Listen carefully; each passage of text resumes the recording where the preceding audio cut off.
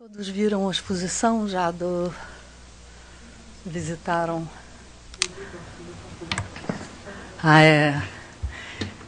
Eu não fiz uma coisa muito...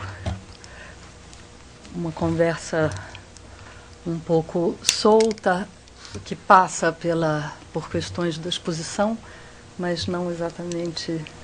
não sei qual era a expectativa de vocês. Enfim, agradeço muito aos organizadores o convite. A exposição é realmente extraordinária, é uma ocasião impressionante, além de qualquer expectativa. Eu acho conseguiram trazer obras importantíssimas, belíssimas. É realmente uma ocasião extraordinária. Estou morrendo de pena dela não ir para o Rio. Eu acho isso uma injustiça, né? E, aliás, que deveria girar outras capitais, porque realmente conseguir fazê-las atravessarem o oceano e a linha do Equador é um grande feito. Então, bom, esse título é mais uma inspiração e um caminho do que uma defesa de conceitos ou de tese. Mas, então,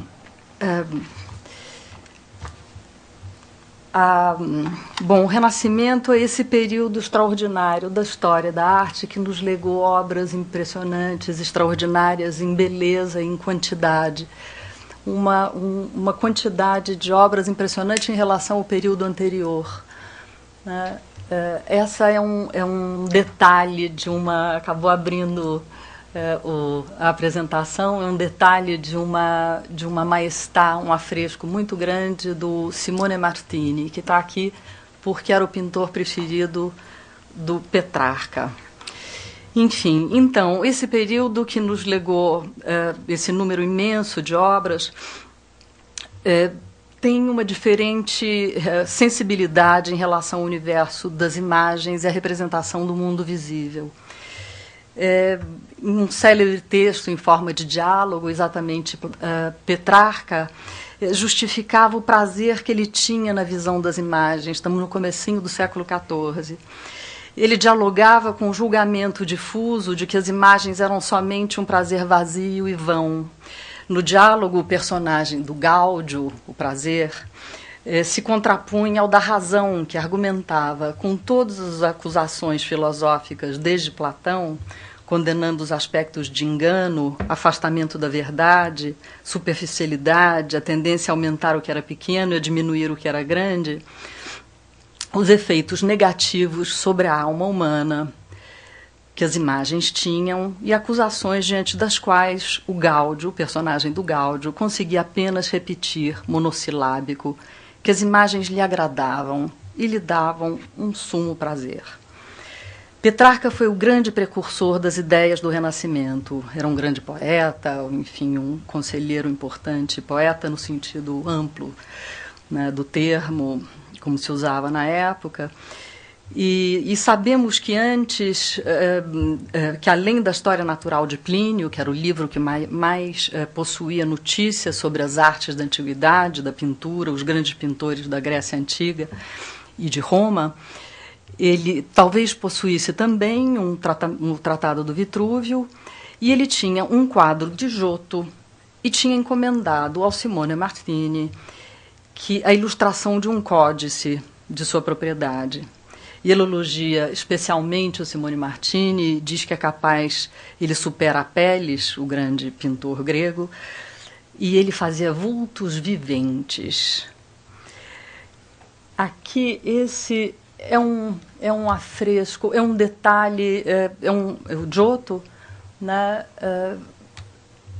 chama-se um encontro na Porta Áurea, é São Joaquim e Santana que se encontram, ele vindo do deserto, depois de ter sido avisado por um anjo que ele seria pai, não obstante a idade provecta, e então tem esse encontro, esse abraço, né, com essas massas plásticas que posam, que ocupam um espaço, né, a torre já angular dessa porta, que é um arco romano inspirado no arco de Rímini, e posto assim na diagonal, né, com intenção de descrever o espaço, uma certa intenção de perspectiva.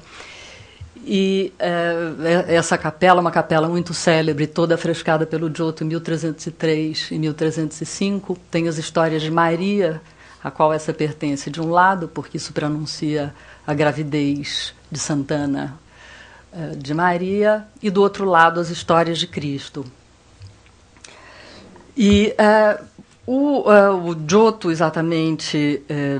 então, voltando ao Petrarca, né, o Petrarca tinha a grande mudança, essa mudança de sensibilidade em relação às imagens, né, era ter conseguido conjugar alguns princípios contraditórios, dando-lhes novos significados. O primeiro era essa mudança do sinal negativo em positivo em relação às imagens, às artes da imitação, como eram chamadas a pintura e escultura, e também a arquitetura, ainda que pusesse alguns problemas na relação de imitação à natureza. Mas, para a mentalidade anterior, estas, na melhor das hipóteses, criavam uma perfeita ilusão em relação à coisa imitada, era um simulacro inútil. E a melhor coisa que podiam fazer era chegar a uma imitação perfeita. O Renascimento valoriza essa imitação como verdade artística, né? A segunda mudança importantíssima foi o louvor à arte da antiguidade clássica pagã, considerando-a superior à arte da Idade Média cristã. Era, enfim, uma operação arriscada, interessante como isso ocorre, né? Eram considerações entre os humanistas que tinham como referência a literatura e a filosofia antigas, principalmente, né? E na contemplação da grandiosidade das ruínas, essa é uma imagem um pouco posterior, onde vocês veem uma imagem lá do começo do século XVI, de um pintor do norte da Europa. É uma paisagem fantástica, com as ruínas de Roma, onde o pintor, o artista, aqui no primeiro plano, com um compasso imenso ao lado e o caderno no chão, desenha e mede as ruínas. Né? Era desde o começo do final do século XIV, no começo do século XV, sobretudo, as ruínas romanas compunham essa espécie de livro de pedra, né? E que os artistas e humanistas se empenhavam em classificar e entender a função dos edifícios, que função eles teriam tido anteriormente. E os artistas e arquitetos escavavam e mediam esses edifícios, tentando extrair deles os segredos das formas e técnicas construtivas. Né? Então, o Petrarca, ao contemplar, numa contemplação das ruínas de Roma, ele exclamou, amargurado com o presente e dizendo, quem sabe as gerações futuras ainda poderão sair desse grande esquecimento, e usando pela primeira vez as imagens de luz e trevas em relação à grande arte do passado, o passado clássico, e as trevas se referindo como trevas, o presente. Né, e a arte cristã e a arte do presente, não só as artes visuais, mas, sobretudo, a expressão de poesia, literatura e filosofia. As ruínas seriam expressão dessa grande civilização literária e filosófica, sobretudo, que ele e que os humanistas admiravam. Né? Bom, então, essa ideia... e eles... se referiam, o Renascimento elege esse passado ideal, que não é o passado imediato, né? Esse passado, e se refere ao passado imediato como arte velha, né? E a prestigiosa antiguidade como arte antiga. A ideia de imitação em tudo isso é crucial. É um tipo de imitação que não é cópia, é seguir o exemplo, valor ético, imitar com invenção nova, dizia o Giorgio Vasari, o primeiro historiador, já no século XVI. imitação da natureza, a natureza, a criação divina, junto com a imitação da antiguidade. Eram dois princípios que não entravam em contradição, pois pensava-se que a arte clássica tinha sido capaz de sintetizar a natureza, constituindo, portanto, uma segunda natureza. Desse modo, admitia-se a superioridade da arte, que tinha a missão de corrigir as imperfeições da natureza. Usando até os exemplos da antiguidade, diziam que Policleto tinha dado às figuras uma graça superior à realidade, enquanto que Demétrio, lamentavelmente, tinha se excedido na fidelidade à natureza e preferido a semelhança à beleza. Esse é um exemplo dado pelo Leon Battista Alberti, que é um humanista e é o primeiro, e era pintor, e é o primeiro humanista que se ocupa das artes visuais. E escreve um livro sobre a pintura no começo, em 1435. Ou seja, a reflexão toda sobre o Renascimento é muito precoce, entre eles mesmos, na Itália, é muito precoce, entre os intelectuais e entre os próprios artistas. O Renascimento, então, visava se apoderar dessas regras e medidas dos antigos, que punham o homem no centro da representação e das obras de pintura, escultura e arquitetura. A natureza era a natureza humana, sobretudo, e a representação se referia aos homens e aos seus feitos, recriando a imagem do mundo. Né? Os saberes, como a matemática, a geometria, a anatomia, eram importantes na construção dessas novas imagens, da maneira como elas eram apreciadas, e, ao mesmo tempo, importantes para legitimar as artes da imitação, as artes visuais, que queriam sair da esfera das artes mecânicas, onde elas eram como eram consideradas, e queriam aceder à esfera das artes liberais. Na relação com a literatura, buscava-se uma ideia de equivalência, ou seja, a pintura era a poesia muda, enquanto que a poesia era a pintura falada. Isso no começo, né, do século XV. Mais adiante, Leonardo da Vinci diz que, na verdade, a pintura é superior à poesia, aliás, superior a todas as formas de conhecimento, inclusive a medicina. Mas, no caso, em relação à poesia, em relação à literatura, porque o nome de Deus escrito numa parede, ou a imagem de Deus, tem uma força e um valor totalmente diferentes. Ou seja, a imagem absolutamente superior.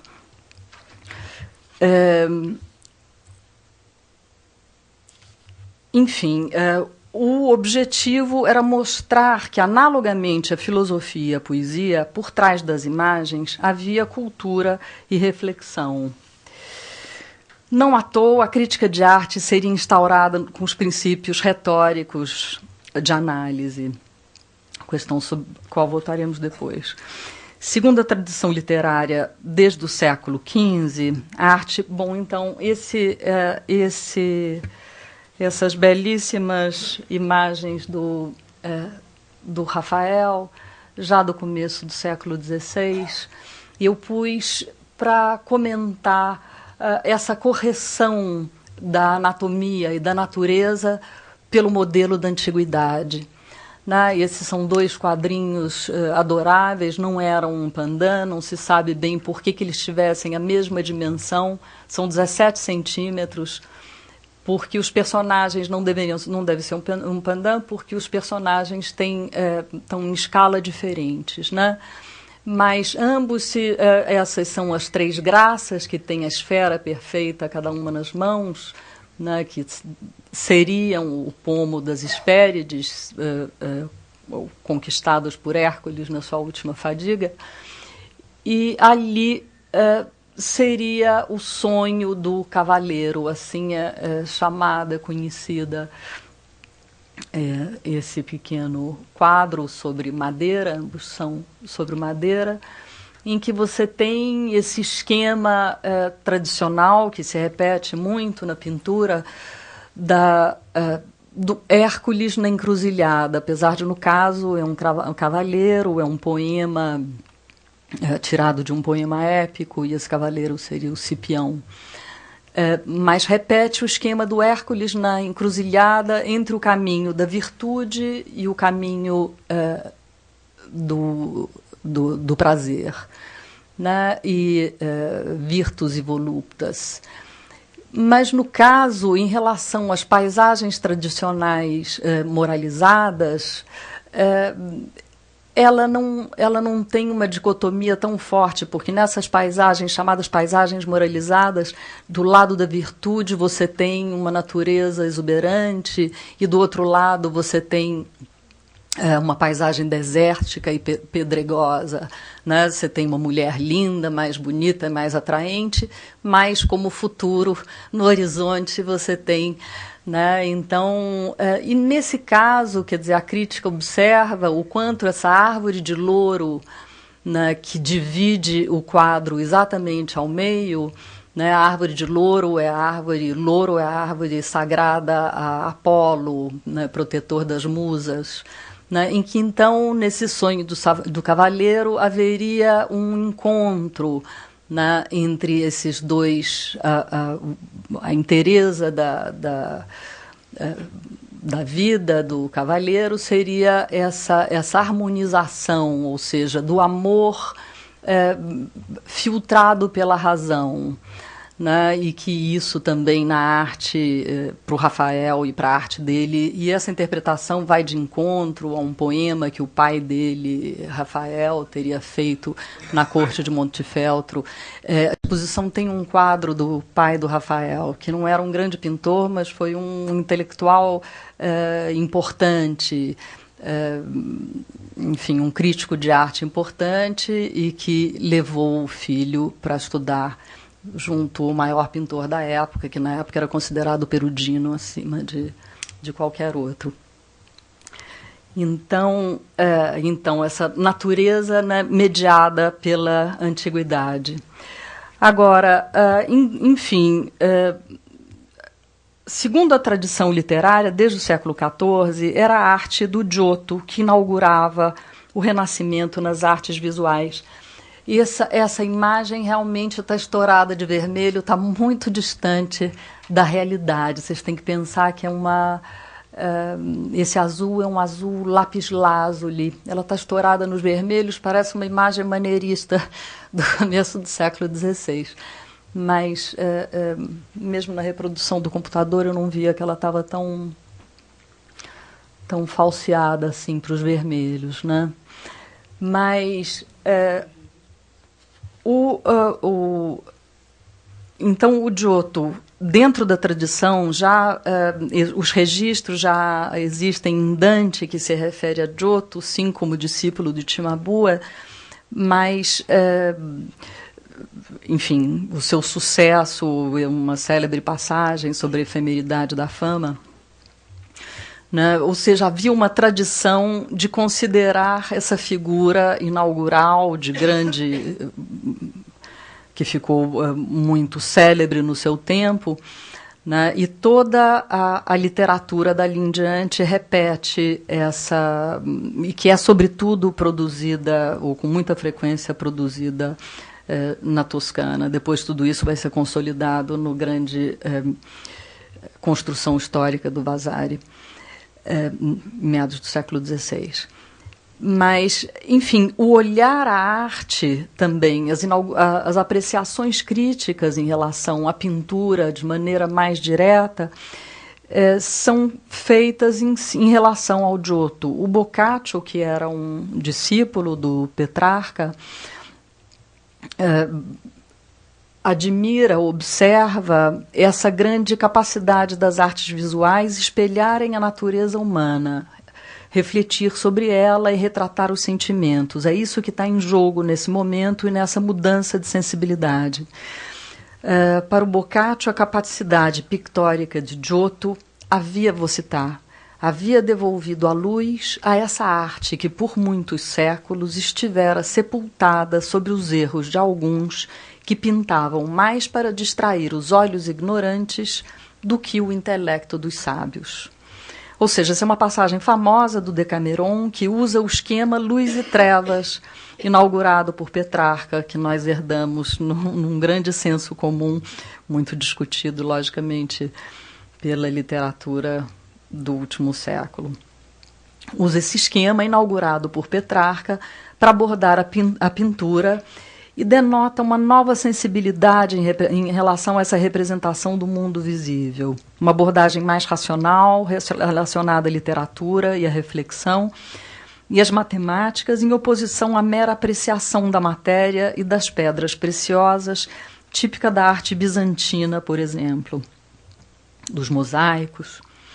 O Decameron é considerado, ao mesmo tempo, o livro fundador da prosa italiana em vernáculo, enquanto Dante é fundador da lírica, da linguagem lírica. Então, temos essa fundação da linguagem moderna em paralelo à fundação de uma linguagem visual. A propósito da consciência de que os artistas possuíam dessa transformação que estavam vivendo, Cennino Cennini, autor de um livro de arte, um manual de pintura que circulava entre os ateliês no século XIV, ele escrevia: Giotto traduziu a arte de pintar do grego ao latim, inventando o moderno. Grego, para Vasari também, eles se referiam sobretudo à arte bizantina. Era essa, então, com frequência tinha uma conotação pejorativa nesse âmbito das artes, né, a designação de grego. Não era o grego, as artes clássicas, ou mesmo no ambiente literário era outra coisa.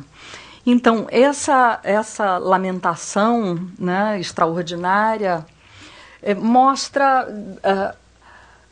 tínhamos visto já aquele grande abraço, os braços que se envolviam num abraço, São Joaquim e Santana, enfim, toda uma intenção, uma atenção à expressão e à relação entre os personagens.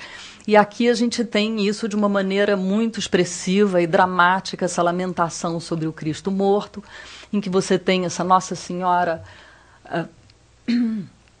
abraçada de maneira absoluta com o filho.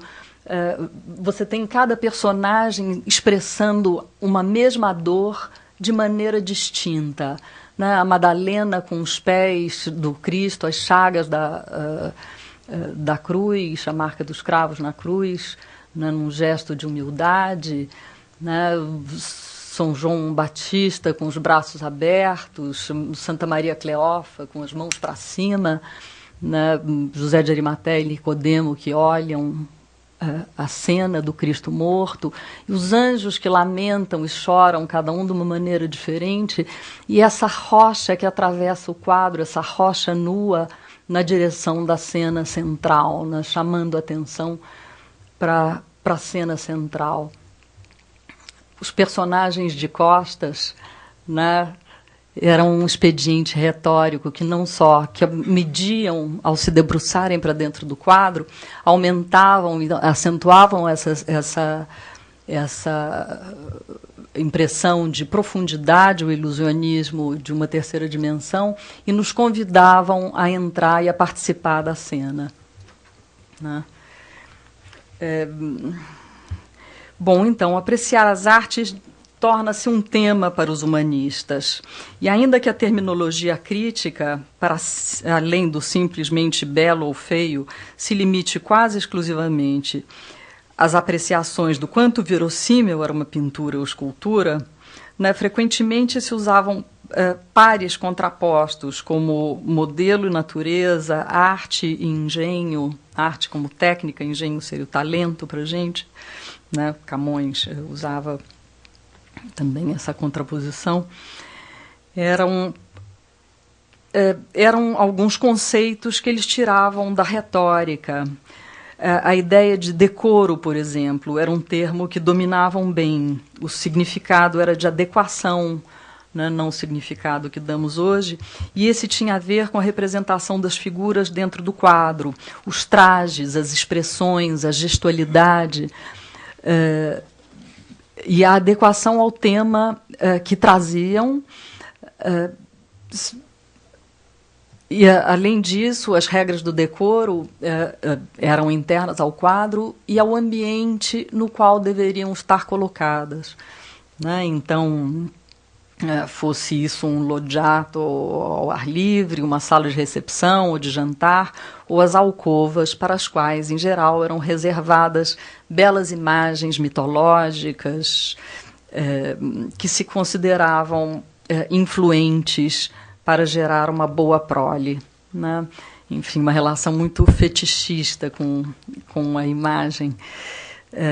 Bom, esses nomes e essas afinavam a atenção e a maneira como as pessoas olhavam a arte, né? As teorias da arte se desenvolvem muito precocemente na Itália e nos consentem acompanhar de perto esse processo dialético entre a reflexão teórica e a produção artística, com os conceitos de critério que vão se formando. Aqui, eu acho, eu não saíram as coisas um pouco do lugar, eu não sei se...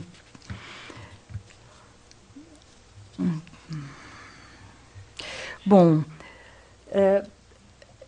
esse afresco e o seguinte, esse quadro de um afresco, temos o Sisto V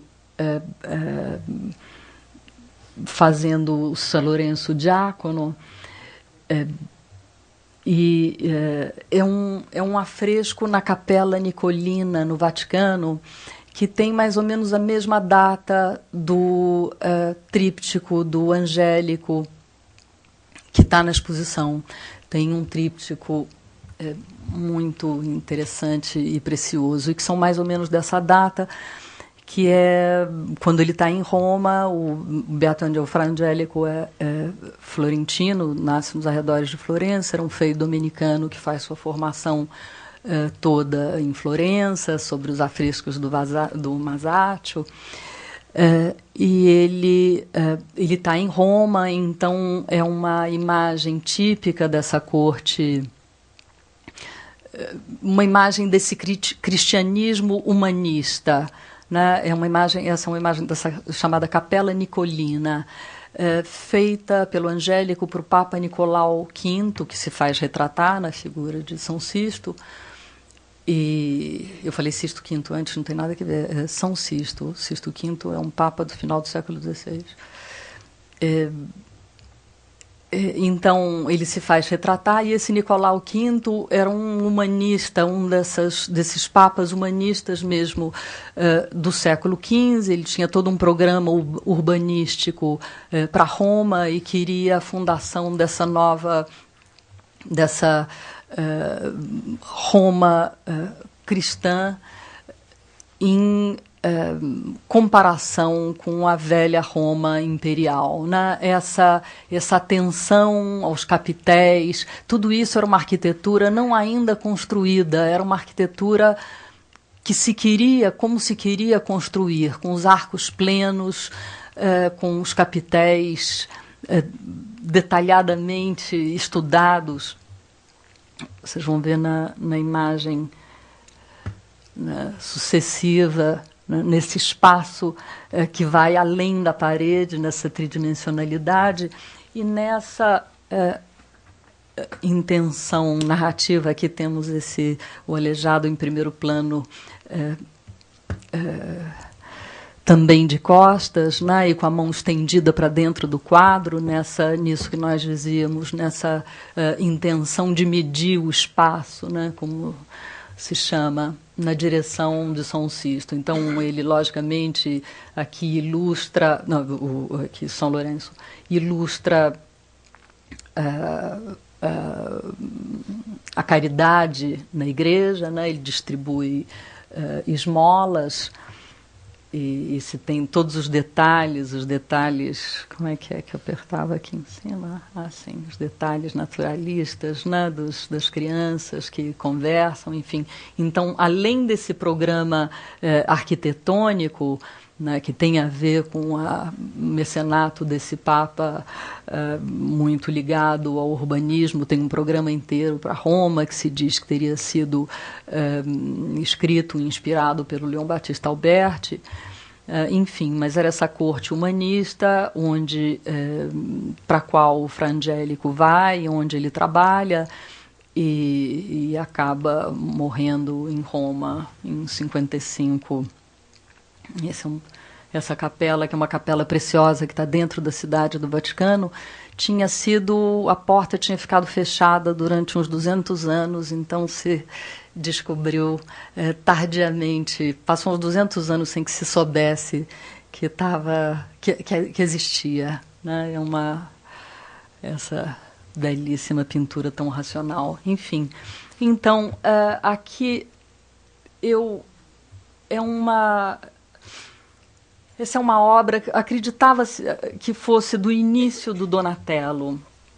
Hoje em dia está datada em torno dos anos 30, do 400, ou seja, um pouquinho anterior ao que nós estávamos vendo, né? E o Donatello...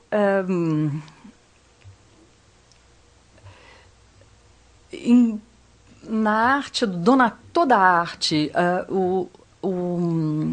a ligação da ideia de verossimilhança, a excelência da arte do artista foi muito adiante no Renascimento, tornou-se um dos critérios principais, assim como na Antiguidade, para se louvar a excelência da arte. Né? E então todas as ideias, só falta falar, parece que respira, parece de verdade, todas as anedotas, todos os elogios, né, nesse sentido eram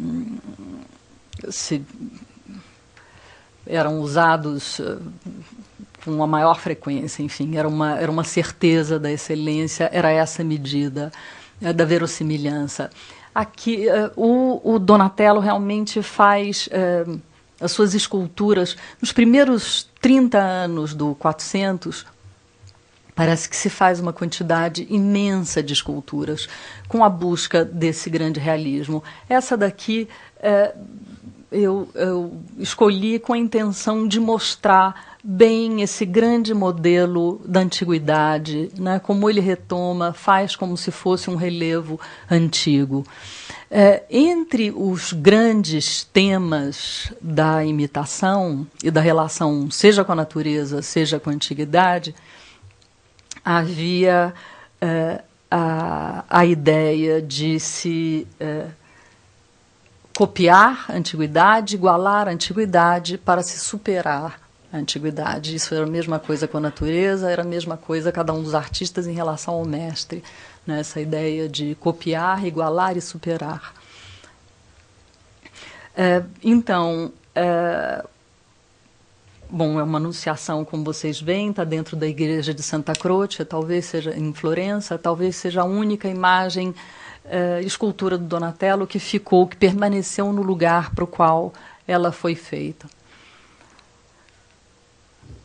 E, bom,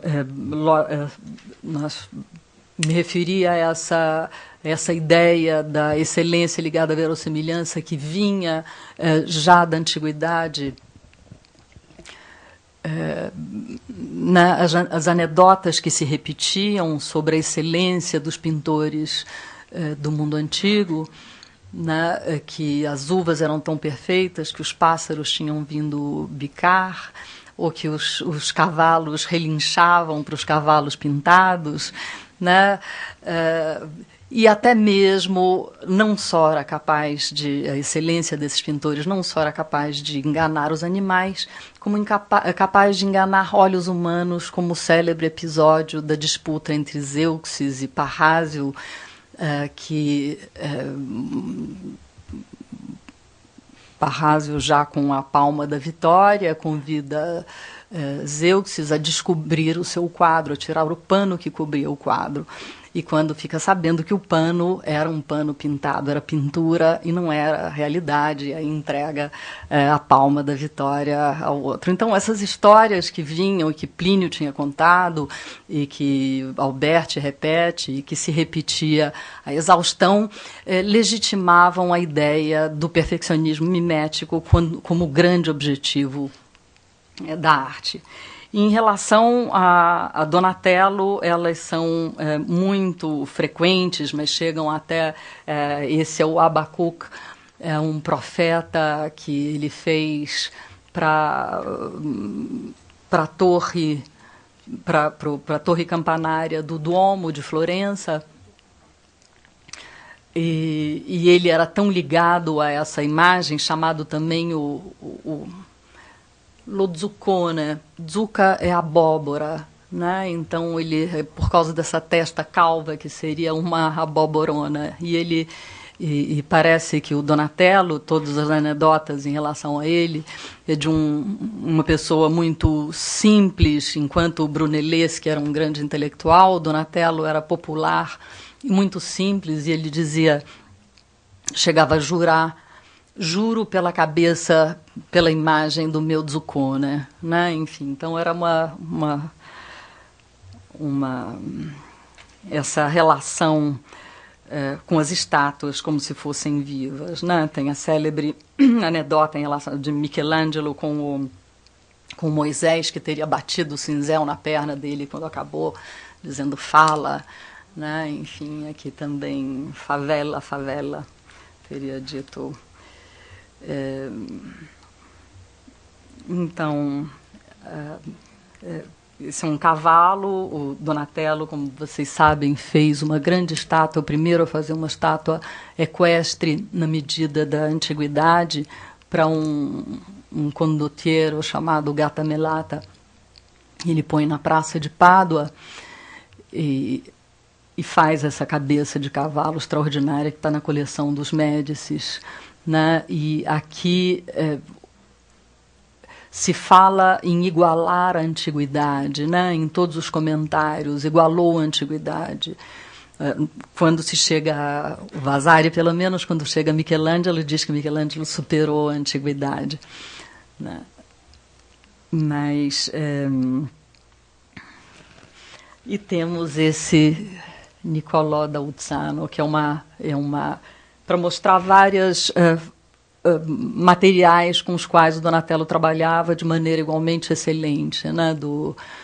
Da pedra serena da Anunciação, aquela pedra cinzenta, o mármore do Zuccone, o metal, o bronze da escultura, e essa é uma escultura em madeira, né? É de um realismo, de um naturalismo realmente impressionante. Então, se imaginar a cidade de Florença, que se povoou de figuras, né, humanas, encarnadas, sejam eles profetas, santos, madonas, ou figuras da aristocracia, né, que queriam louvar seus feitos terrenos, né, não mais apenas deixar a memória de si, dos seus próprios feitos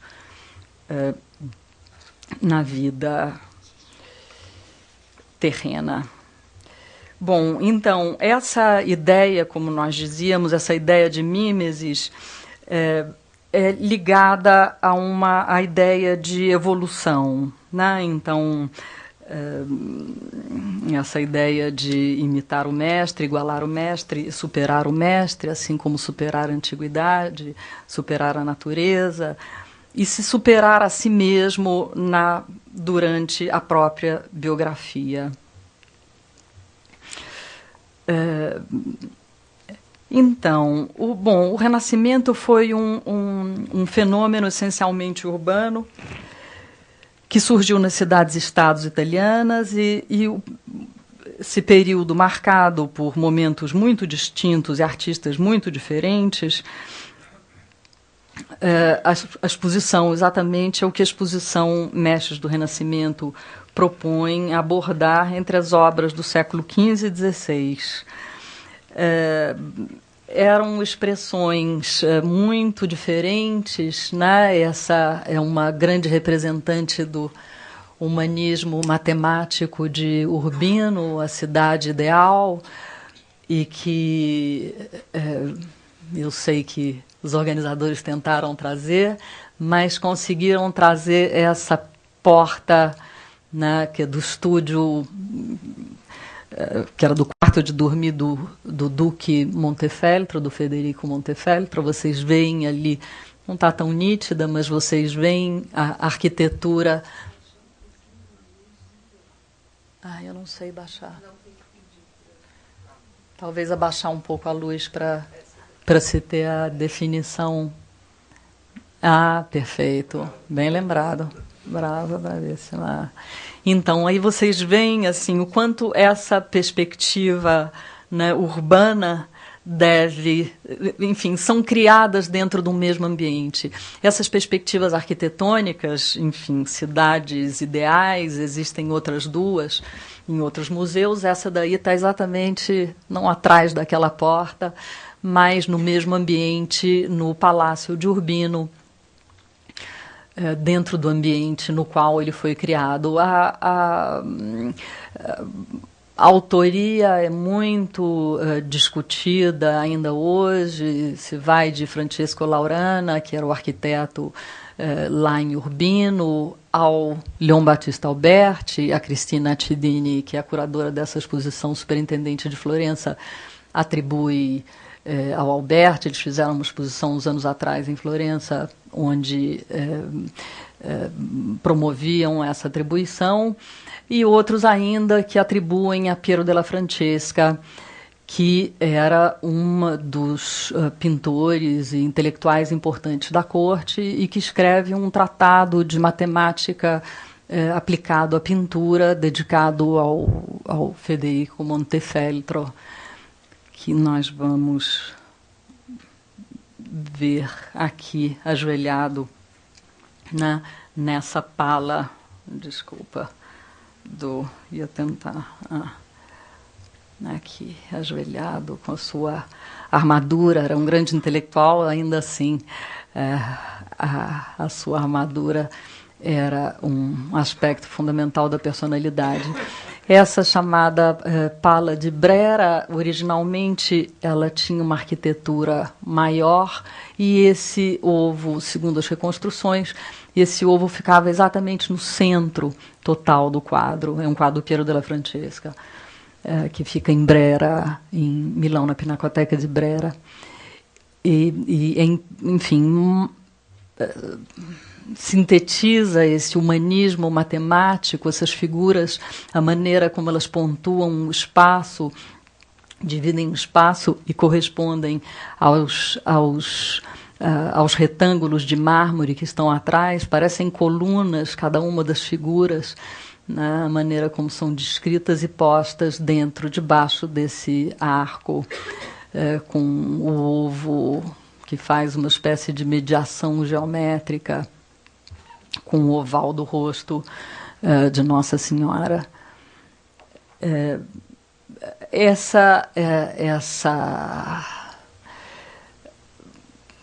Enfim, para mostrar essa variedade, né? Essa é uma expressão da corte de Ferrara, essa corte especialíssima, com uma cultura alquímica muito forte, né? Parece, o Argan observa que todas as coisas parecem que se transformam em metais, mesmo as pregas, né, desse panejamento, elas são duras e pontudas, como se fossem também de metal, né? Enfim, é uma plasticidade exagerada, e essa figura da musa Erato, ou Primavera, que simbolizava a poesia épica, tinha sido feita pro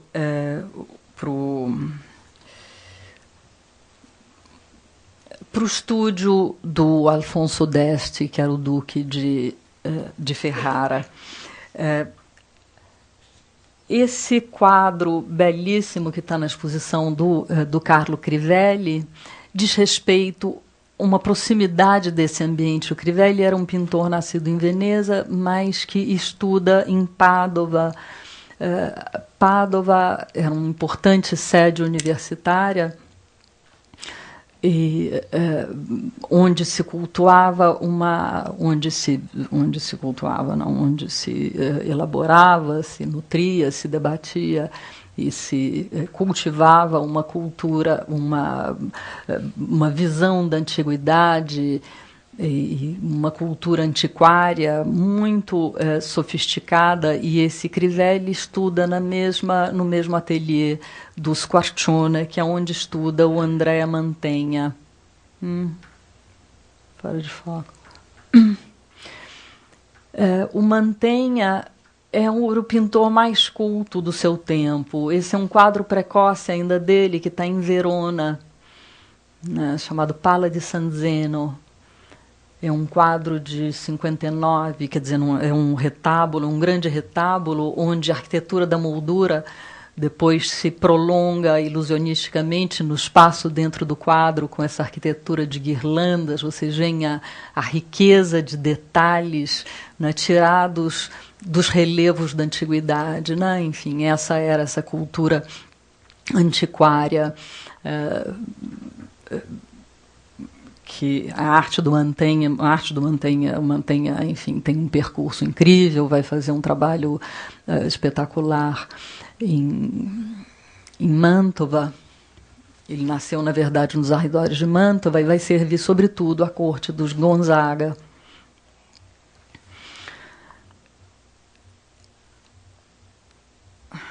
Bom, esse afresco, eu confesso que eu levei um susto quando eu encontrei ele aqui na exposição. É um afresco do Botticelli, que representa Santo Agostinho no estúdio, ou seja, Botticelli, um pintor de Florença.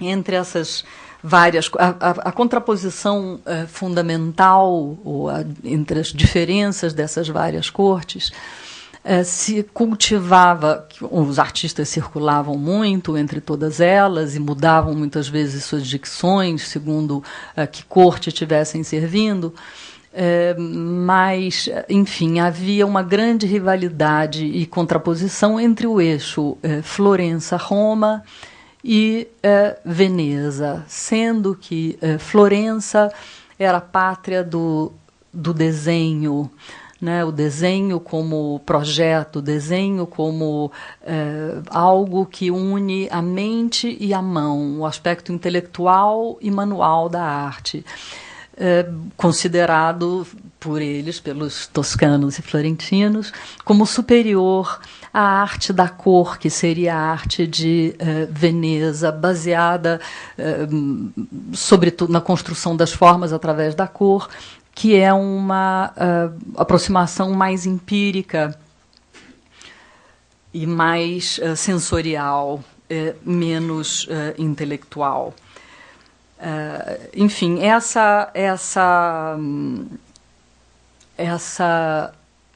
rivalidade se cultivou ao longo de 2 séculos e era maior entre os intelectuais ou entre os mecenas do que entre os artistas propriamente, como me parece de poder observar com algumas coisas que eu vou trazer para vocês. Bom, no Santo Agostinho, eu acabei não pensando só e não falando. A rivalidade entre os artistas e entre os lugares e entre as cortes, né, que, para nossa sorte, competiam através das artes e das próprias realizações, você vê aqui no alto do quadro com o brasão Vespucci, com as vespinhas aqui dentro dessa família Vespucci, né? que financia esse afresco na igreja de Ognissanti, na frente de um outro afresco feito pelo Ghirlandaio, que representava São Jerônimo. Aqui o Santo Agostinho, em todos os detalhes, ele é representado como um humanista no seu estúdio, né? Vocês veem o astrolábio, o relógio de sol, os livros importantes. Aqui tem um livro com vários desenhos de geometria, né? Enquanto ele olha de maneira inspirada para alguma coisa que está além do quadro. Mas a figura tem uma plasticidade escultórica extraordinária, né? Essas mãos muito expressivas, né? Com uma manga branca que vai na direção que realmente declara essa terceira dimensão, né? E atrás da qual, com a mão muito expressiva, de uma energia extraordinária, e atrás da qual tem essa mitra com as pedras preciosas, enfim. Esse quadro, esse é um afresco que era chamada a Escola dos Pintores. Michelangelo, mais de 100 anos depois, o considerava como uma escola da qual tinha saído toda a arte florentina. Era ele que eu me referia quando eu disse que falei do Fra Angelico como um pintor florentino que tinha estudado esse e os outros afrescos da Capella Brancati. Se chama essa capela na igreja do Carmo, em Florença, e esse é um afresco do Masaccio, que é um artista que teve esse papel decisivo nessa transformação.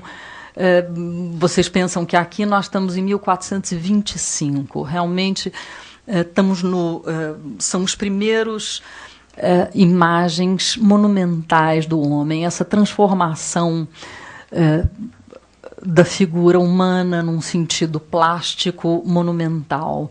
Ele morre com 27 anos, o Masaccio, e o Vasari, nas suas suspeitas e que, enfim, nessas anedotas que ele passa adiante, que se não são verdadeiras, acho que são indicativas da grande competição que havia. Ele diz, suspeita que o Masaccio tenha sido envenenado por inveja e tal, ele escreve isso. Mas, enfim, aqui nós temos a figura do Cristo central, né, e vem esse cobrador de tributos cobrar o Cristo um tributo para entrar na cidade, né? E todos os apóstolos postos em círculo em torno do Cristo, no que o cobrador pede o dinheiro, o Cristo com a mão indica, né, a Pedro de buscar a moeda dentro da boca do peixe, né? E Pedro vai e busca essa moeda na boca do peixe, enfim, é um dos milagres célebres, e depois paga o tributo ao cobrador, né? É um dos afrescos, dos trabalhos dessa capela, que serão admiradíssimos e estudados por todos. O Vasari louva sempre esses pés retos, né, que pousam no chão reto, dando toda a solidez plástica dos personagens dentro de um espaço real. Ele fala com horror da arte anterior bizantina, com os pés, com todos os personagens na ponta dos pés, né, com aqueles pés pendurados, figuras sem sombra, né, como fantasmas. Aqui as sombras são sólidas como os personagens e esses pés bem plantados no chão. Esse é outro afresco, esse é o batismo dos neófitas, né, e, enfim, vocês veem o realismo dessas figuras, né, no qual é muito louvado e admirado, especialmente essa figura que treme de frio, né, mereceu grande admiração. Bom, enfim, o Vasari é o responsável definitivo pela visão vencedora da história da arte. É culpado pelos nossos erros, né, em relação a tantas avaliações, informações erradas, ideias prontas, mas sem ele não teríamos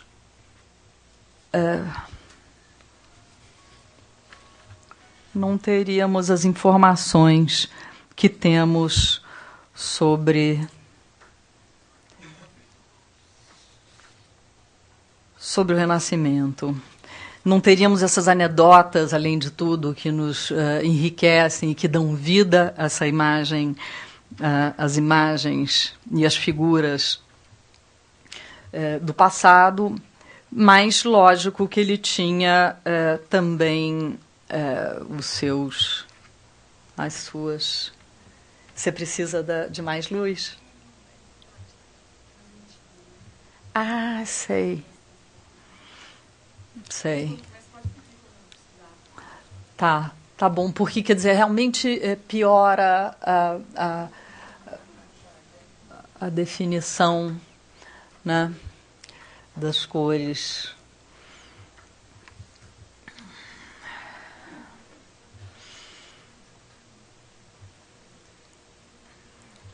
Eu acho, peraí, não sei onde é que eu estou aqui.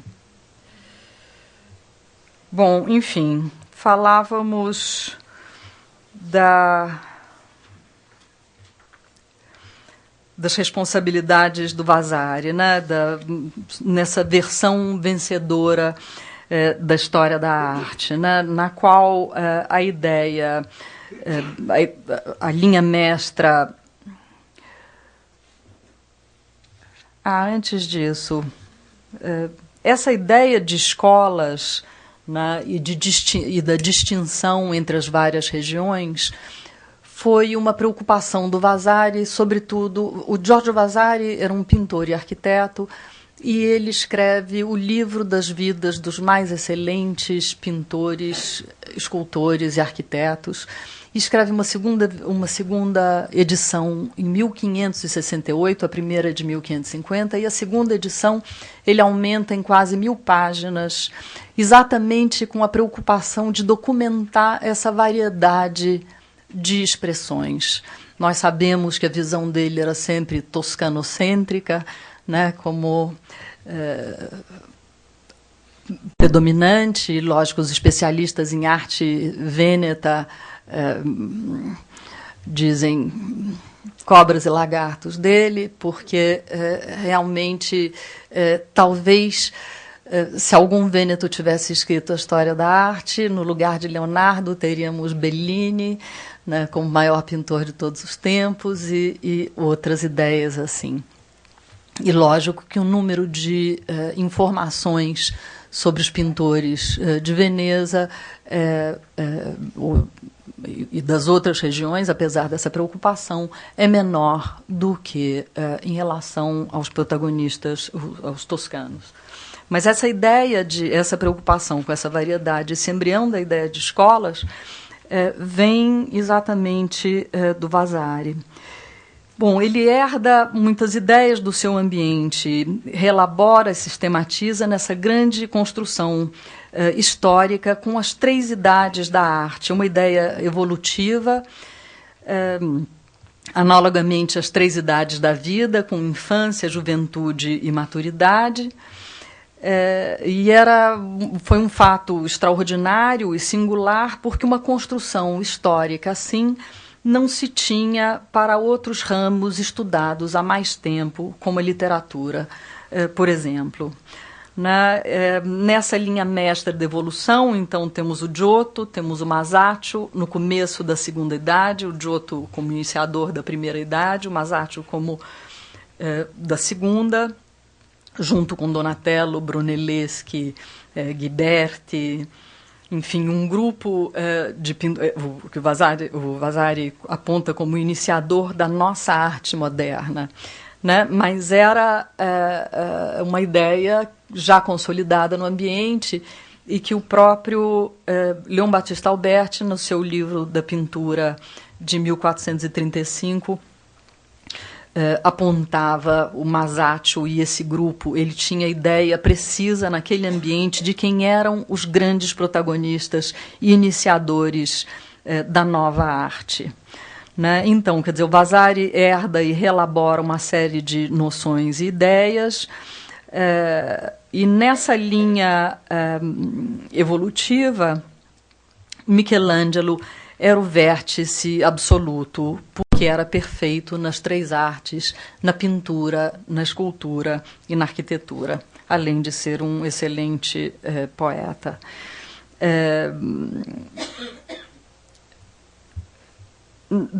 Dentro da biografia de cada artista, essa ideia tripartida, como já falamos, também vigia, né, no sentido de copiar o mestre, igualar o mestre e superar o mestre.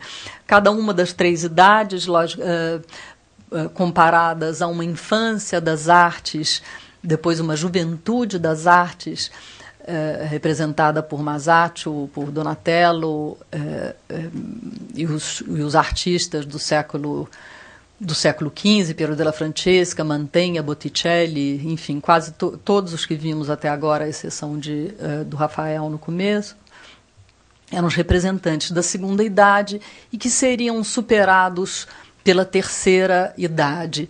As idades equivaliam, grosso modo, ao 300, ao 400 e ao 500.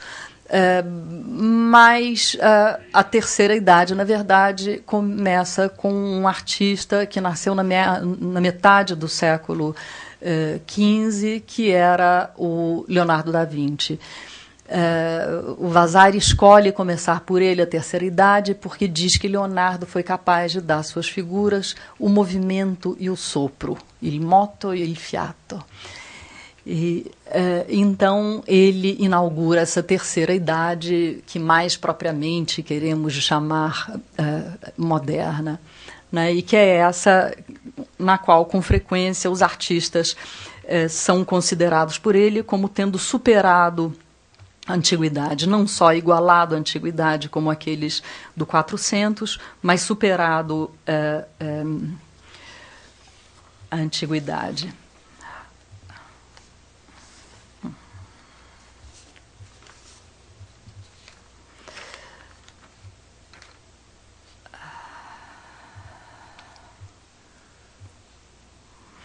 Bom, enfim, a diferença entre as escolas é útil, né, para organizarmos observações sobre particularidades de cada um, e muitas vezes tem uma importância crítica nessas distinções. Mas outras vezes as intenções nessas distinções não são realmente artísticas e ligadas ao pensamento, mas ligadas a bairrismos e a outras disputas políticas e ideológicas, às quais as artes se prestaram com frequência, os mecenas usaram com frequência. E essa contraposição tão decantada pela crítica, em que opõe a arte do norte, a arte do centro de Florença e de Roma, eu gostaria de aproximá-las em artistas que provavelmente foram mais próximos entre si do que a crítica quis imaginar.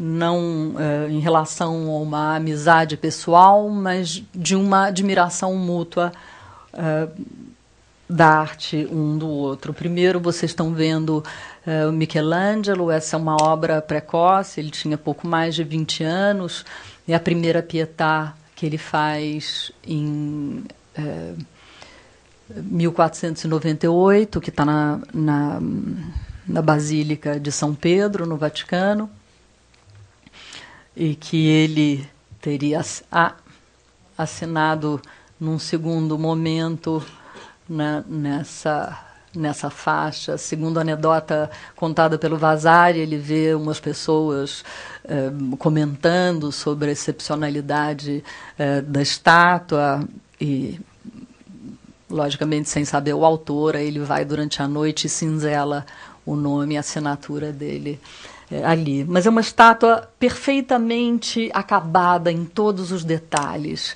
né? É um esmero dos detalhes em todos os lados, no planejamento, no corpo, nos detalhes anatômicos, no corpo do Cristo, no corpo morto, nesse braço caído, no ombro sustentado pela Virgem Mãe, esse esquema piramidal, essa mulher tão jovem com o filho morto nos braços, enfim, uma imagem muito célebre e dessa excelência na mimesis e na excelência técnica do acabamento, né? Esse é o rosto do Davi, né? Essa figura idealizada, ao contrário do Donatello, o Michelangelo não amava retratos e não fazia retratos. E as figuras todas, mesmo, eram figuras idealizadas mesmo quando ele faz o túmulo dos duques na sacristia nova. Agora, eu queria exatamente chamar a atenção para essa figura dos inacabados que povoam a arte, que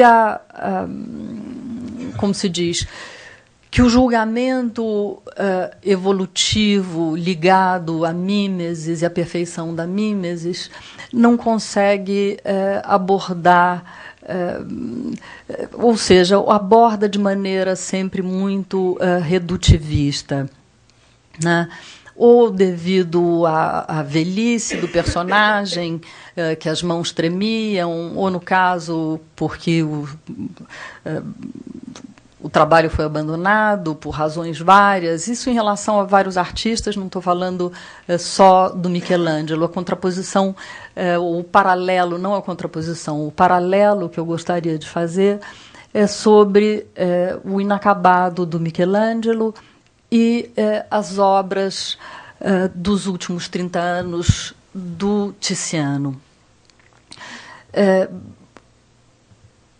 Eu acho que as obras inacabadas do Michelangelo, na verdade, remontam a uma data muito precoce, desde o Tom do Pitti, em 1503, mais ou menos, a um São Mateus que está na casa Buonarroti, que se aproxima muito a figura desse prigione, né? Esses prigiones, eu não sei se vocês conhecem essas imagens, eles estão na Galeria da Academia de Florença, ao lado postos na frente do Davi. São estátuas inacabadas, segundo o próprio Michelangelo, na sua correspondência, ele se refere a elas como inacabadas. São esses escravos originalmente concebidos para o túmulo do Júlio II em 1506, antes dele pintar a Capela Sistina. Enfim, é toda uma história chamada Tragédia da Sepultura, uma sepultura que era para ser monumental para o Júlio II e acaba virando um túmulo, 40 anos depois, um túmulo na parede com poucas figuras. É uma história longa, que fala muito sobre a personalidade do Michelangelo, no meu entender. Mas essas figuras, na verdade, ficam no ateliê dele.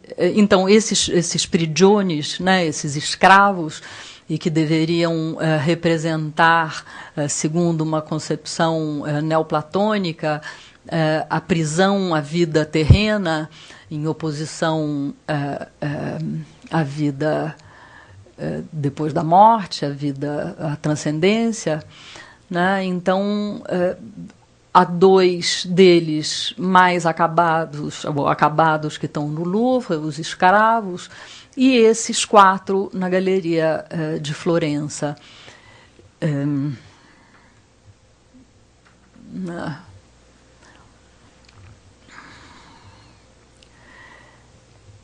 e que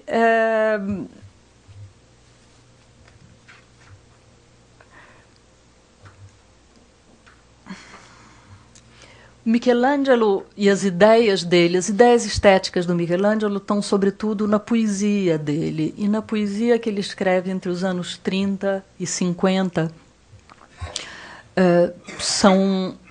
essas ideias vêm à tona, e as ideias que foram sempre interpretadas à luz do neoplatonismo, né, que nos deixaria ver, e que nos deixa ver esses prigiones com outros olhos. Né? O que eu acho, acredito na verdade, é que eu acho que está ficando meio tarde, é que à luz das últimas obras do Michelangelo, bom, esse é o Juízo Final, que ele pinta em 36. Aqueles prigiones ficam abandonados no estúdio dele, de Florença, na Via Mozza, em 34. Se considera que tenham sido blocos trabalhados até os 1932, mais ou menos. O Juízo Final é considerado um percurso artístico do Michelangelo na direção da arte vêneta, na arte da cor.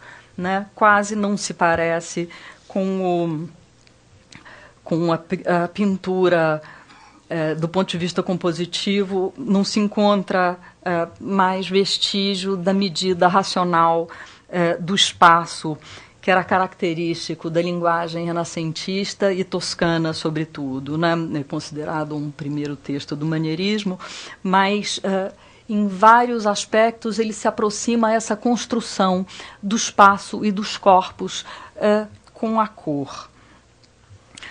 Isso é muito evidente também na Capela Paulina, nos dois afrescos da Capela Paulina, que são as últimas obras pictóricas do Michelangelo, depois do que ele passa a se dedicar só à escultura e à arquitetura.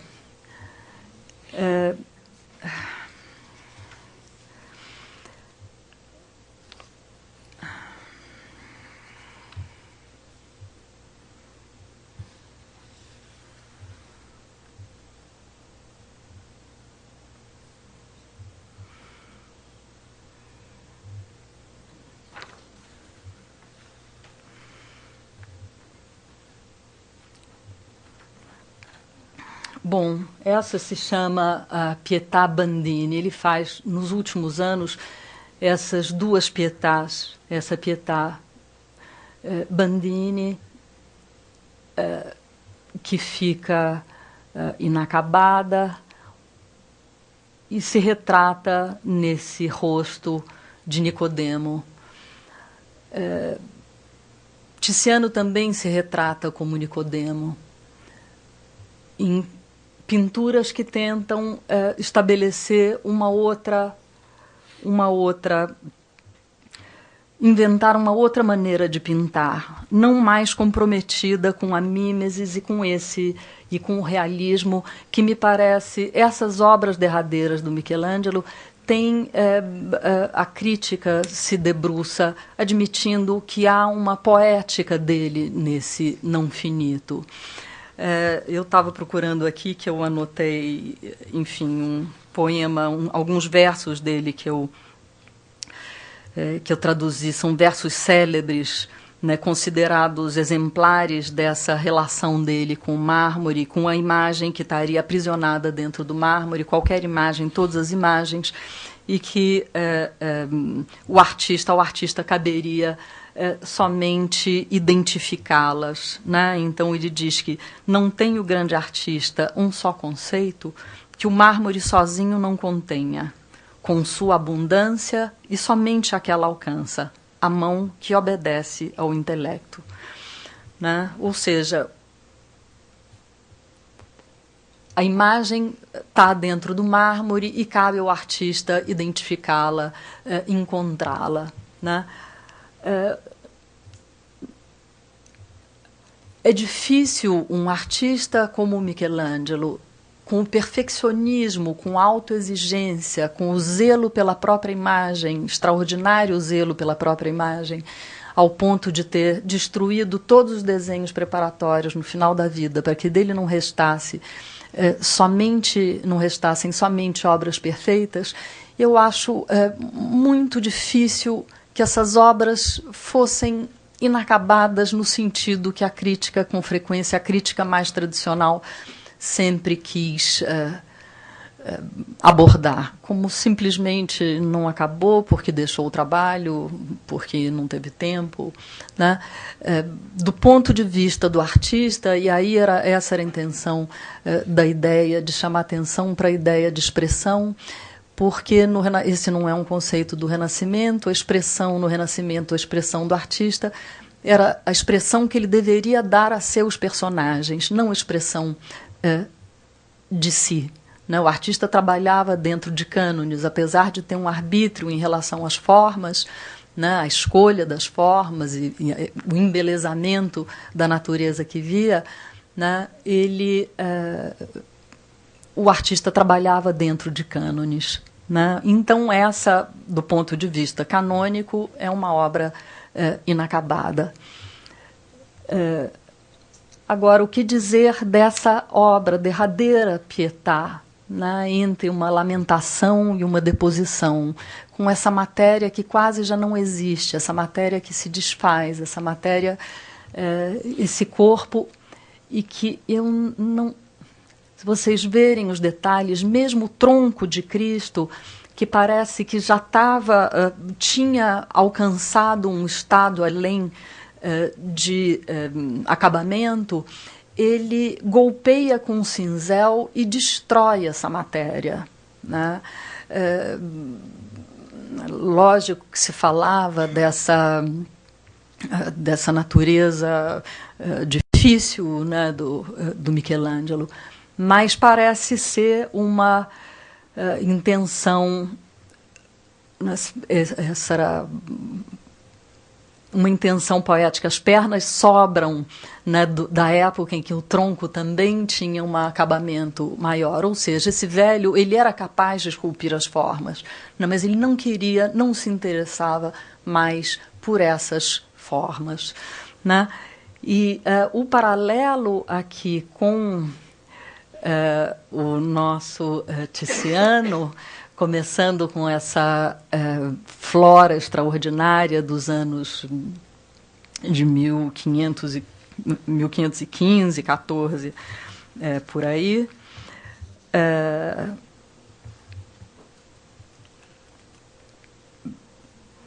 Chegamos a essa Danae, diante da qual, essa Danae, onde se vê já a maneira dele modelar essa luz e essa cor que em alguns lugares parecem um chuvisco. Essa é a Danae possuída por uma chuva de ouro, Júpiter, como se sabe, transformado em chuva de ouro para proteger a Danae. É um quadro feito também nos anos 40, tem um paralelismo de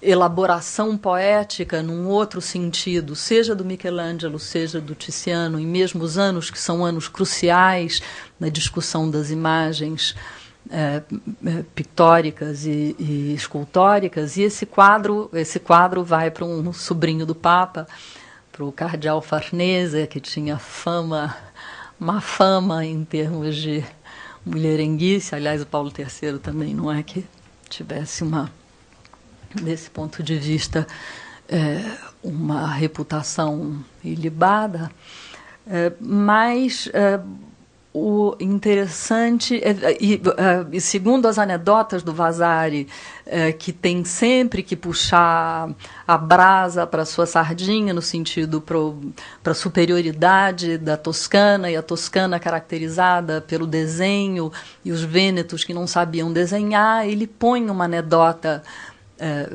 na boca do Michelangelo, todas as coisas postas na boca do Michelangelo tinham uma autoridade imensa, né, eram paradigmas durante o século. Ele põe como se Michelangelo, diante dessa Danae, tivesse dito: que colorido extraordinário, pena que ele não saiba desenhar. Se ele soubesse desenhar e tivesse estudado direito, seria um grande pintor. Mas essas são as anedotas do Vasari, e eu acho que essas obras postas assim em paralelo nos autorizam a ter uma outra visão. Essa Madalena está na exposição, uma Madalena a qual Vasari se refere como uma figura do meia coxa para cima, uma Santa Maria Madalena descabelada, com os cabelos que lhe descem sobre os ombros, a cabeça com os olhos fixos ao céu, que mostram compulsão, vermelhidão nos olhos, e nas lágrimas pela dor dos pecados, comovem extremamente quem quer que as olhe. E ainda mais, apesar de ser belíssima, não leva a pensamentos lascivos, mas a comiseração, né? Um toque ali de contra-reforma. Né? Mas essa santa, a Maria Madalena, que se repete na obra do Tiziano, logicamente, ela faz um grande sucesso, então ele faz muitas réplicas dessa Maria Madalena, e uma delas acaba dentro do ateliê dele, né? Mas esse santo, um santo eremita, né? de uma religiosidade vivida sozinho. Ele faz diversos São Jerônimos também no mesmo período, né? Até o fim da vida, né? Com essa reflexão. Estou ficando com frio.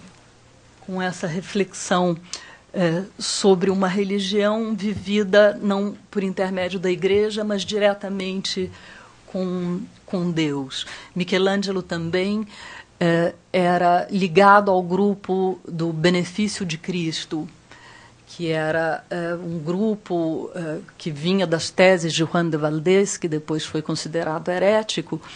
E então aqui vocês veem já essa matéria pictórica que vai se desfazendo, né, em luzes, em cores divididas, quase, antecipando. Aqui é um quadro de 59. É uma deposição onde o corpo morto quase se desfaz. A matéria pictórica é quase metáfora desse corpo morto de Cristo que se desfaz. É incrível, a Madalena se joga opa. Bom, mas serve para mostrar, né, esse autorretrato do Tiziano, e ele que se autorretrata na figura de Nicodemo, né?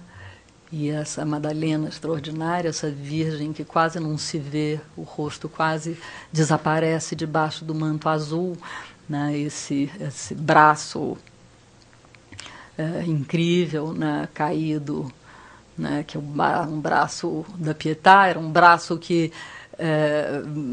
o braço morto era parte da teoria do decoro, né, já promovida pelo Alberti, mas é um quadro que influencia incrivelmente a arte de depois, né, seja Rubens copia, um quadro copiadíssimo, né. E agora o que eu gostaria de chamar atenção é então para essa figura do Nicodemo, como nós vimos atrás, Michelangelo também se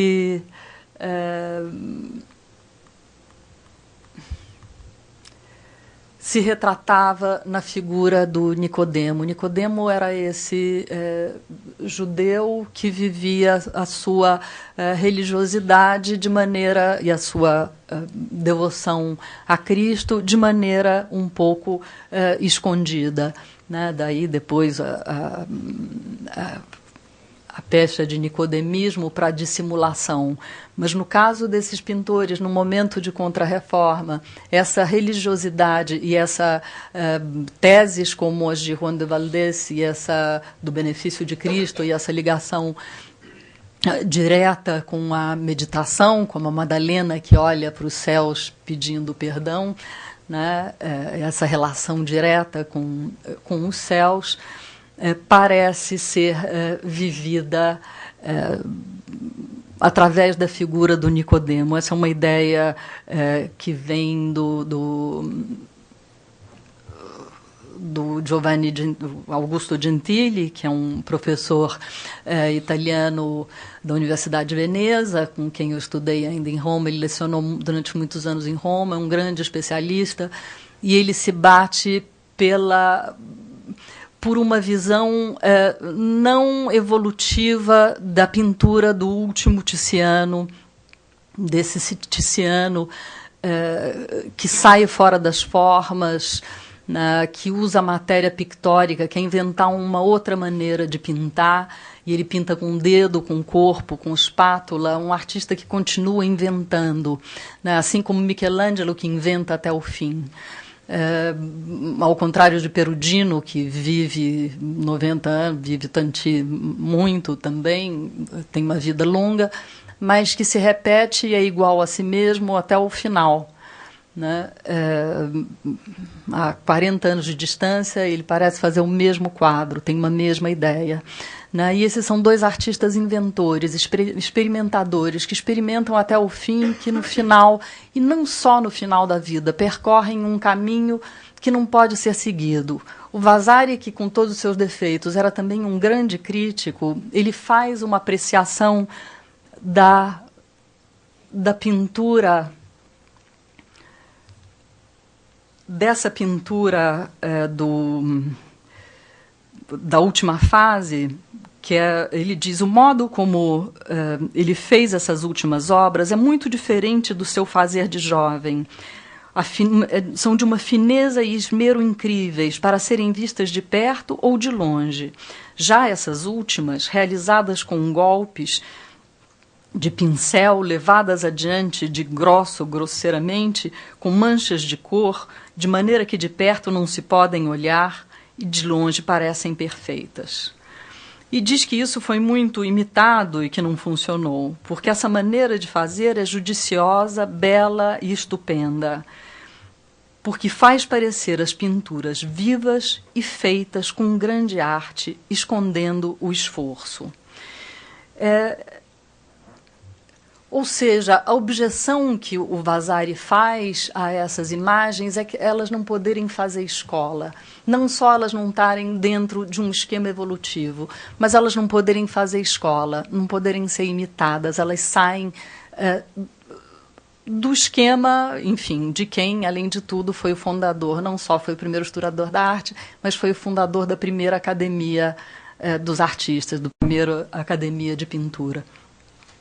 Essa pintura, Diana e Acteon, esse quadro parece que também ficou no estúdio, no ateliê do Tiziano. Né? Acteon assiste o banho, vê Diana nua, tomando banho junto com as suas ninfas, e ela o transforma em servo, e os cães, ele era um caçador, os cães não o reconhecem, e o dilaceram. Né? Aqui a relação entre a pintura, entre a cor dilacerada e o tema do quadro são uma coisa só. Né? Esse é dos derradeiros quadros do Tiziano. E aqui é uma pena, porque com uma definição melhor se vê ainda mais essa matéria que parece fuligem. Né? Essa é uma outra série, esse professor Augusto Gentili, que se dedica a essas obras há muitos anos, diz que é uma série sobre a crueldade dos deuses. E aqui nós temos o Tiziano novamente meditando sobre essa cena de crueldade extrema, né? No papel de Rei Midas, assistindo ao Apolo, que na competição com Márcia, que ousa desafiá-lo numa competição de música, é punido pelo Deus em pessoa, que cruelmente tira-lhe a pele e tem esse cãozinho aqui no chão que lambe o sangue que escorre. Uma pintura de uma crueldade, talvez dos quadros mais cruéis desse período. Mas, enfim, o Tiziano inventa essa outra maneira de pintar, essa linguagem feita de fragmentos de cor e totalmente desmembrada, metáfora do que vemos realmente no quadro aqui, como no Diana e Acteon. É importante notar, enfim, a crítica tradicional se refere a esses quadros do último período, como se a mão tremesse, ou ele, com a ganância de dinheiro e de se fazer muitas obras, não acabasse os seus quadros. É impressionante como essa visão é difundida e se encontra ainda escrito em catálogos importantes desses pintores. Então, a minha ideia era fazer esse paralelo para a gente poder olhar, seja para um e para outro, não só como menos distantes do que a crítica tradicional pinta, mas como dois grandes pesquisadores que talvez, mesmo desde sempre, e inclusive Michelangelo, possa ser visto, suas obras inacabadas, mais à luz das últimas obras, que são uma declaração de uma determinada poética e de um desinteresse, ou de uma adesão não total ao cânone e às exigências oficiais. Né? Era isso. Obrigada.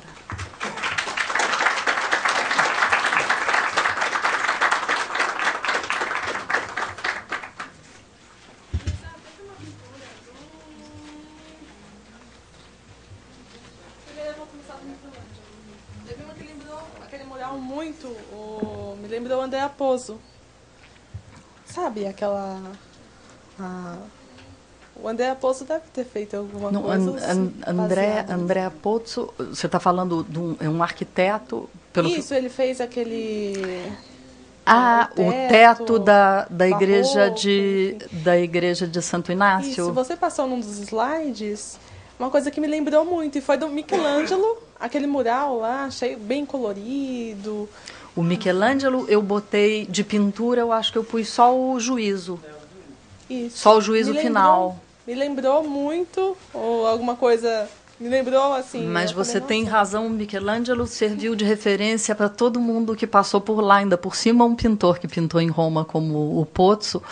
Né? O Michelangelo influi não só e domina o século dele inteiro, né? E é parâmetro para todas as discussões de arte durante o século XVI, como continua sendo uma fonte de referência ao longo dos tempos. Né? Então, não sei que aspecto você viu, mas certamente dentro de uma outra visão, porque o teto do Andrea Pozzo é exatamente numa perspectiva quadraturista, quase, né? de fingir que o teto não há, quer dizer, bom, nesse sentido, o teto da Sistina finge que há uma arquitetura que, na verdade, não há. Né? Mas o do Andrea Pozzo é fingir que há realmente um céu além dali, né? Com esses cálculos matemáticos. É um frade jesuíta muito aplicado em cálculos matemáticos. Eu sei que ele é usado, até os esquemas dele são muito usados em Hollywood para fazer cenário. Né? Eu queria, talvez, a relação da cor, a cor é intensa.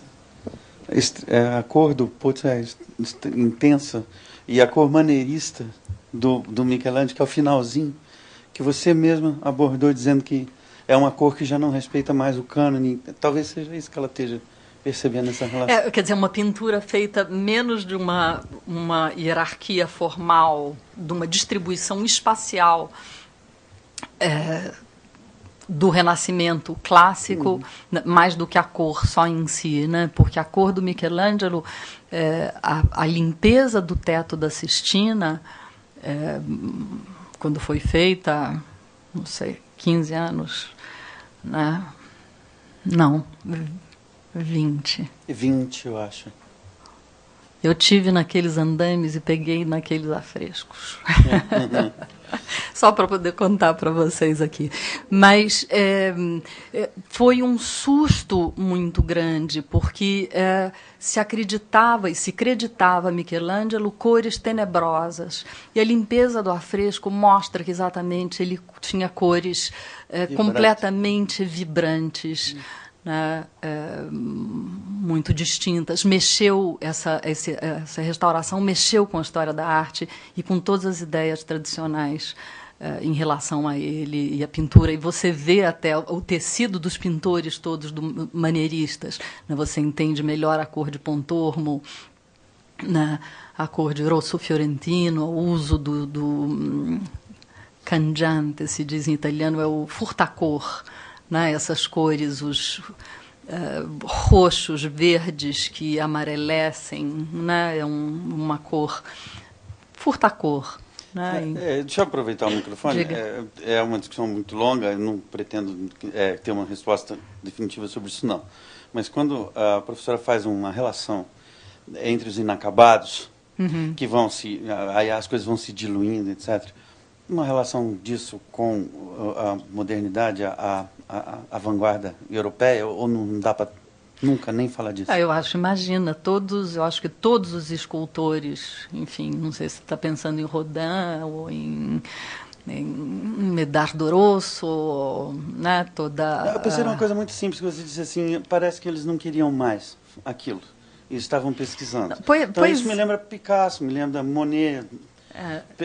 pesquisando, não querendo quando mais, a mimesis já não interessa mais, isso, né? Quer dizer, quando a preocupação já não é mais com a evolução e com a mimesis. Tem uma citação que eu não achei ela inteira, enfim, quer dizer, não achei, eu lembro só de cabeça, não sei onde está, não tive tempo de procurar, mas que o Michelangelo, no final da vida, só como arquiteto, tem algo que ele diz, que ele escreve, eu acho que numa carta, do desinteresse em fare più tanti bambotti, né? Em fazer tantos bonecos. Né?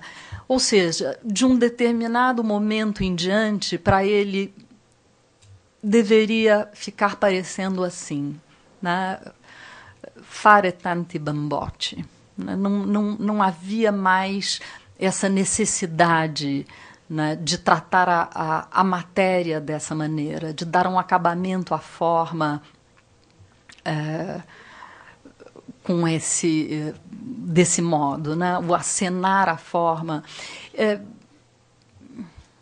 É curioso porque a gente vê isso, às vezes, em músicos também, né,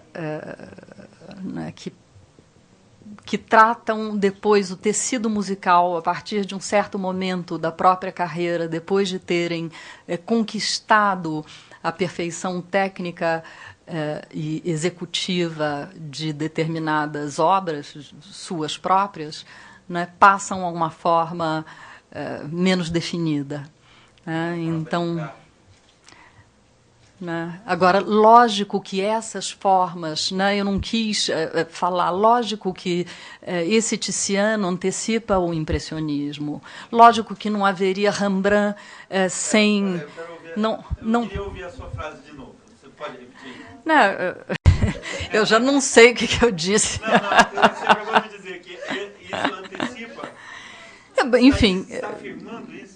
Não, eu não, quer dizer, não é uma...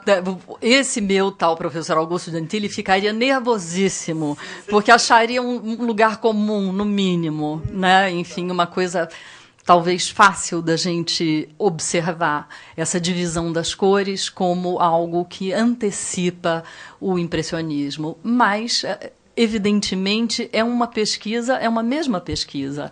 Né? E lógico que os impressionistas tinham a obra do Tiziano para olhar, como teve acho que ainda está em cartaz uma exposição em Veneza, do Manet olhando o Tiziano. Né? O Manet não se considerava impressionista, mas era pelos impressionistas considerado um precursor. né? Ou seja, a história da arte existe porque os artistas sempre olharam para a arte, né? Então, é por isso que ela existe. Eu tenho, na verdade, uma dúvida com relação a Leda e o Cisne de Leonardo, que está aqui. Tá, eu sou praticamente uma ignorante, eu sou só uma apreciadora, não tenho conteúdo. Imagina, não precisa desqualificar suas observações. Eu só estou colocando isso porque eu fiz uma pesquisa na web, assim, tola pesquisa, não é em livros, nada assim sério, né?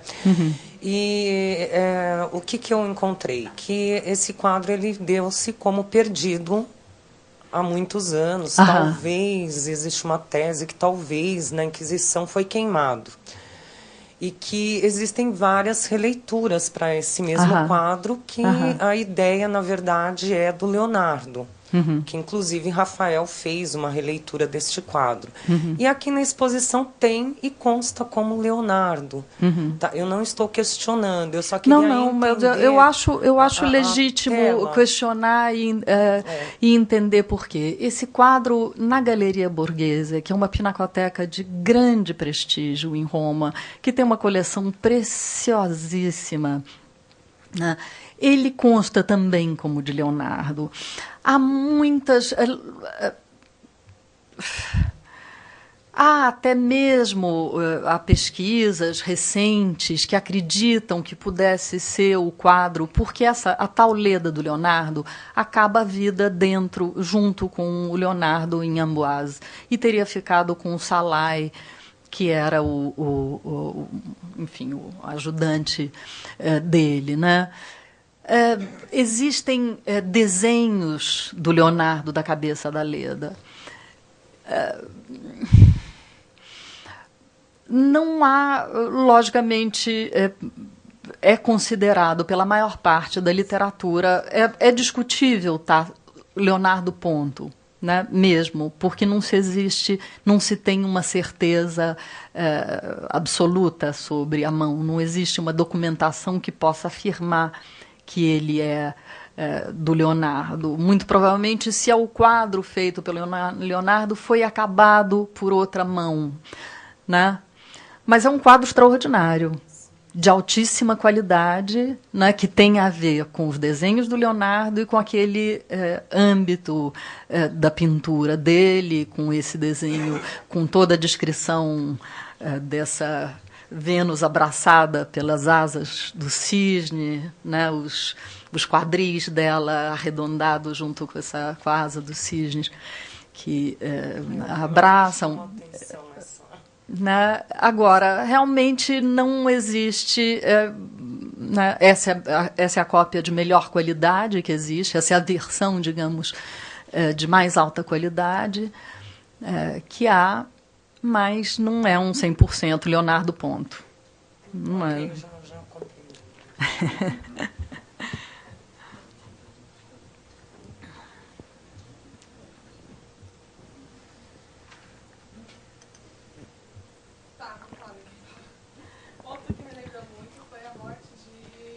O assassinato de Mahat me lembrou esse quadro de... Sem dúvida. Que o Cristo também. Então, eu acho que, na verdade, eles olharam para a antiguidade, a gente está olhando para eles até agora. Sem dúvida. Agora, e antes do Mahat, o Mahat já viu o quadro mediado pelo Caravaggio. Porque a deposição do Caravaggio, que está no Museu do Vaticano, tem exatamente esse braço. E o Mahat é mais próximo do braço do Caravaggio, que tem esse quadro como referência, certamente. Eles saíram dos cânones mesmo. Antigamente tinha aquela Idade Média, com um quadro fechado, né? O fundo dourado, e aí... Foi de outro? Não, foi o... eu vou falar de outro porque ele foi mais inovou. Questão de tentar uma perspectiva e... sabe que essa... Bom, enfim, tá... a tradição fala do Giotto como iniciador mesmo das artes, né? E o texto da Cristina Tidini curadora da exposição, fala disso de uma maneira tão absoluta, não só do Giotto, mas dessa pátria florentina para o Renascimento de maneira tão absoluta, que me lembrou muito as polêmicas locais. Eu não sei se ela poderia escrever um texto assim em Roma, por exemplo, né? A Itália é muito bairrista e existem teses e livros muito sérios que estudam os afrescos da Basílica. Por isso que eu trouxe até o Scrovegni, que enfim, é Giotto e ponto, e tem essa data. Mas os afrescos anteriores da Basílica Superior, onde o Giotto teria feito pela primeira vez a perspectiva, a atribuição... Não existe mais essa atribuição ao Giotto, né? Chamado mestre das histórias de Isaac, enfim, tem vários nomes. Há muitos pesquisadores respeitáveis que atribuem ao âmbito romano, né, do Jacopo Torriti, do Pietro Cavallini, né, enfim, e toda... e aí nessas eternas disputas, né, como não... nascer, porque não teria nascido em Roma o Renascimento, já que a inspiração era Roma o tempo inteiro. Depois tem um grande interregno do papado que vai para Avignon, a cidade, estamos falando do final do século século XIII, né? 1287, 8, 9, não sei, esqueci, os primeiros afrescos da Basílica Superior de Assis, né? E a partir de 1300, depois, o papado vai para Avignon e Roma entra numa grande decadência, né? Então, esses outros estudiosos... Romanini, enfim, são estudiosos importantes que levam adiante essa linha, e os restauros recentes todos da Basílica de Assis, depois do terremoto, corroboram essa visão de que Giotto não teria trabalhado naqueles afrescos, né? Então... É linha mestra, é a grande história, né, a grande tradição, né, e que tem grandes acertos e raciocínios importantes em torno dela, mas a história está aí para a gente também discutir sempre e achar... Tem um questionamento que eu não vi a exposição ainda, vou ver. Como que a gente pode, de um tema... Não sei se alguém vai achar ruim eu falar um tema batido, porque existe há muito tempo vem sendo estudado o Renascimento. Então, como que a gente pode inovar numa curadoria, uma exposição sobre o Renascimento, sobre uma história que tecnicamente vem sido contada há muito tempo? Como que a gente... Mas a história, a gente estava falando exatamente, essa história pode ser contada em tantos modos. De diversas maneiras. Cada Vasari conta a sua. Não, puxa um fio diferente, porque, na verdade, quer dizer, essas são linhas mestras, né, de um panorama que é muito rico. Né? É muito rico. Por exemplo, fui lá na Enterro do Senhor de Orgaz, é o greco. Então ele também é renascentista, eu não entendo. E ele passou por Veneza, ele estudou em Veneza, a passagem dele por Veneza. De 1200, 1500 quase, 1400. 1500 e tanto. Nossa, como é que chama? Afresco, né? Era um afresco depois, não é isso? O Conde de igreja Orgaz. de São Tomé, lá em Toledo. Mas eu acho que é óleo. É óleo. Mas porque está no enterro, está no túmulo. É óleo, assim, e mesmo porque ele estudou, ele vem da Grécia, estuda em Veneza durante um tempo, tem uma passagem importante por Veneza, com Tintoretto, que tem uma grande influência, né, sobre o trabalho dele, e Veneza não se usava fresco, por causa da umidade, né, se usavam i teleri. Interessante. Aprendi muita coisa e eu sou assim, curiosa, acho lindo. Outra coisa eu que eu acho achei maravilhoso também, nossa, fiquei impressionado com o El Bosco. É Bosch, né? Bosch. Incrível, nossa, eu nunca vi. Ele parece aquela coisa da... Essas, como fala... Surrealista. Filmes surrealistas, incrível. Não acreditei a hora que eu vi. Que imaginação, né? Nossa, também é da Renascimento. Pois é, Renascimento, mas isso é norte da Europa. É exatamente outra cultura ligada a outro cânone. Bonito isso nessa esse é o Renascimento italiano, que, enfim, tem essas características. É um Renascimento muito influente para o resto da Europa. Mas o norte flamengo, assim chamado, né, tem uma identidade muito específica, uma produção muito especial. Voltando ao Michelangelo, coisa mais linda do mundo, né? Nossa, a hora que eu coloquei a mão no David, né? A estátua linda lá em Florença. Outra coisa, ele ficou 20 anos sem continuar. Eu queria saber a história, onde que eu posso saber isso? A história ele parou de da Sistina, na Capela Sistina. Ele parou anos, né? Não poderiam deixar. Não. A Capela Sistina são momentos muito diferentes da história e duas encomendas muito distintas. Bom, a Capela Sistina tem 3 etapas. Uma etapa depois, dos pintores no século XV ainda, onde você tem uma faixa de afrescos com as histórias de Cristo e as histórias do Novo Testamento e do Antigo Testamento em confronto. Aí você tem Perugino, Botticelli, Ghirlandaio. Você tem uma série de pintores extraordinários com esses grandes afrescos da faixa inferior. Depois, as 2 etapas do Michelangelo. A primeira, o teto, né, com os profetas, as sibilas e a criação do mundo, até Jonas, que ele realiza entre 1508 e 1512. É um período chamado a Idade de Ouro do Renascimento. Você ainda não tinha a proclamação do Calvino, o início da Reforma Protestante. E o juízo final é feito em 1536, que, do ponto de vista da história, vocês não imaginam que momento completamente diferente. Entre outras coisas, Roma é saqueada... É quase considerado o fim, por alguns autores, é considerado o fim do Renascimento, 1528, porque Roma é invadida pelas tropas de Carlos V, pelos Lanzichenec, com um exército mercenário. O próprio imperador perde o controle da situação, e Roma é saqueada durante 8 meses seguidos, que determinam, como se fosse uma nova Babilônia, porque pelo norte e pelos protestantes,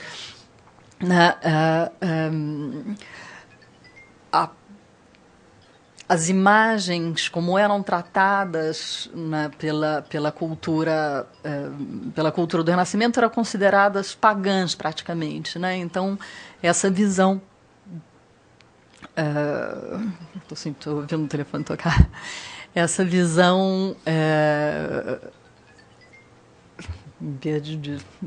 enfim, bom, mas enfim, é um outro momento completamente diferente. É um trauma imenso na cultura, esse saque de Roma.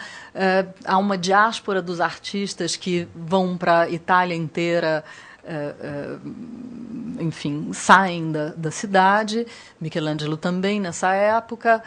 E volta depois a chamado do Papa Clemente VII, que era um Papa Médicis, que deixa crescer a barba, enfim, um trauma imenso para a cultura. E aí esse juízo terrível, né? O Michelangelo destrói os afrescos de baixo, 2 afrescos do Perugino, que tinham ali no teto, na faixa inferior, para fazer esse grande juízo final com o Cristo terrível, com o braço levantado, né, que determina esse movimento circular dos condenados, dos danados, né, e de alguns que ainda têm a esperança de voltar, né, do limbo e de serem salvos, né? Essa é uma máquina circular, né, nesse espaço